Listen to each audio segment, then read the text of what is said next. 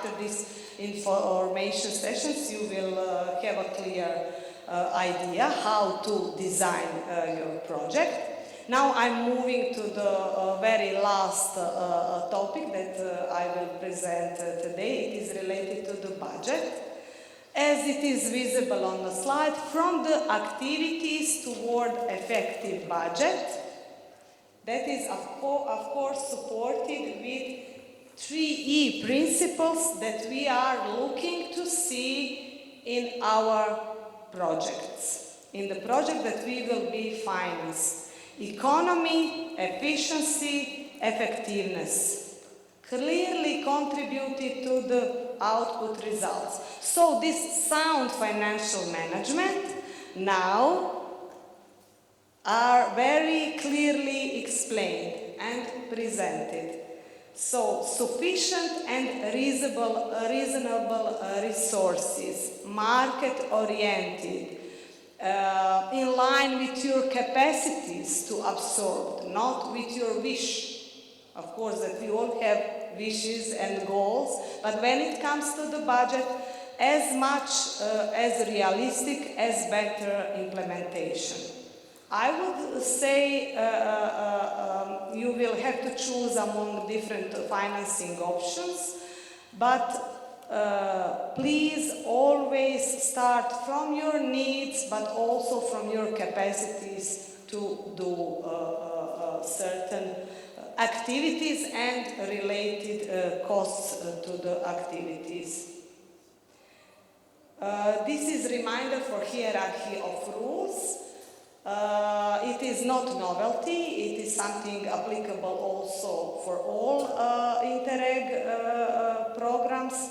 But here just reminding that EU legislation is the most relevant one and applicable also for member states, but also for non-EU member states when they are implementing projects which are financed through grant schemes. So it is public money, so the rules are of the donor. So EU legislation is applicable to all. Then the program rules, of course the program always trying to set up rules applicable to all countries participating in the programs. Those rules are not invented by managing authority or JS, but are agreed among participating countries and visible also in program joint documents like joint application manual or later on implementation manual. And at the last part, national rules, when some national legislation, some specificities are applicable and are not covered by those program rules or EU legislation. In our IPA ADRION program, following budget lines, budget categories are eligible: staff costs, office and administrative costs, travel and accommodation, external expertise and services, and equipment expenditure. As you can see, no investments. IPA ADRION is not the program for heavy investments and does not support this kind of activities. That is one recommendation. The second one is framed here. Program strongly recommends to use simplified cost options as much as possible. What that means in practical terms, what simplified cost options are available for each of these 5 budget lines or cost categories. So we have summarized the simplified options available on IPA ADRION on the next 2 slides. For staff costs, flat rate of 20% on all other direct costs. Office and administrative costs, this budget line was always simplified cost option, so it remains also in current period. It is 15% of eligible staff costs. Then we have a 40% flat rate calculation on direct staff costs, and this covering all all remaining budget lines. It will be visible on the slide next as in a more, let's say, visible way presented. Then we have on our program two additional, I would say not additional, but continuation also from the previous period. We have, as a simplified cost option, offered a lump sum for preparation costs, but it can be reimbursed only for projects that will be approved for financing. It is 14,200 euros on a project level, not per partner, but on a project level. And for travel and accommodation, this is also option of simplified cost options offered by EU regulation, but ADRION offers two specific rates.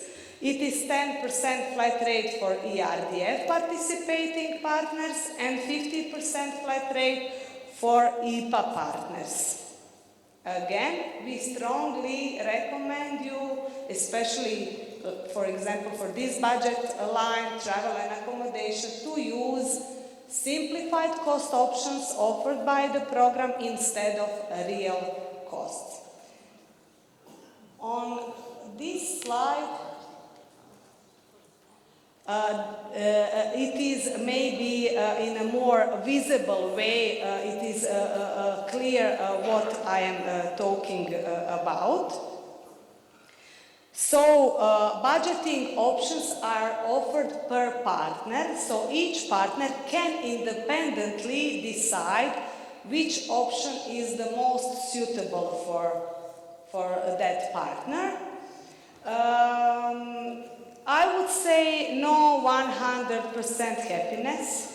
No matter which option you choose, it will always be something that you will deal with. So no 100% happiness, but try to do some exercise and to see on a partner level which option is the most suitable for your needs, for the activities that you will be implementing and within your organization. Once you choose the financing option and present it in the budget, and if the project is approved for financing, that cannot be changed. This is also, so you cannot now propose something and I know that during the implementation I will change it. So no changes during the implementation. So this aspect is very important to carefully observe when you design the project proposal. We, on a program level, put on our website a financing tool. That is very simple Excel tool that will help you to do these exercises and see which option is the most suitable for you. That tool is not officially part of the application package, so it is not binding, and you will not upload it in a GEMS, in annexes section, to be clear in this, but you can use it to, let's say, easily decide which option is applicable for your organization. Therefore, please consult our website where the financing tool is already available. Oh, just a moment. Here is one example. What actually that means when you choose certain financing option. On this slide you can see that total budget per partner. Everything when we speak about project is, and the budget is on a partner level, but of course partner's budget creating overall project budget. So on a partner level, in this example, we assume that the partner budget will be around 300,000 euros, and applying different financing options, combination of real costs and simplified cost options, we have this kind of, let's say, distribution of the costs among different budget lines, budget categories. As it is written in the headline of the slide, it is an example.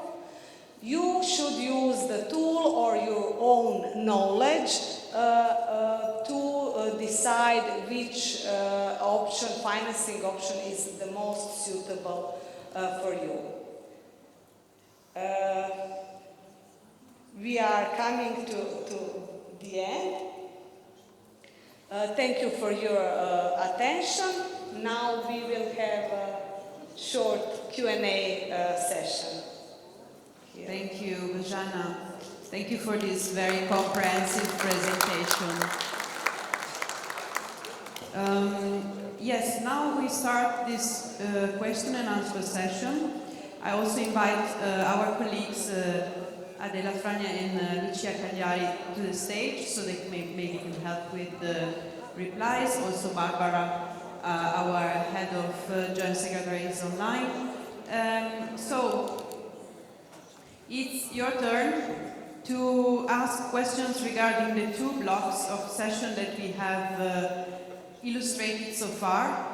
So basically eligibility, budget, let's say general content and general structure of project proposal.